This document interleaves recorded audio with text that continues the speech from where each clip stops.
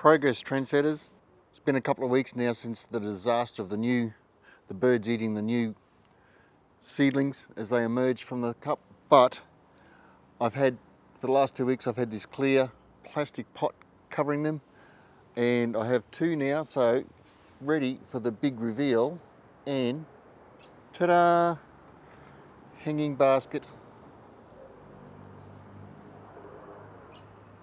tomatoes are looking great. This one here I will probably transplant out into a pot, and this will be the one that keeps going. I think I will keep this plastic container on until at least fills that container, and then I'll take it off and all will be good. But that's it. That's the progress so far, looking good. I might leave this off just for a little while, give them a bit of sun in the morning while I'm working in the garden, and I can keep an eye on things, but I don't think I'll have any problems at this stage. Looking great. Cheers.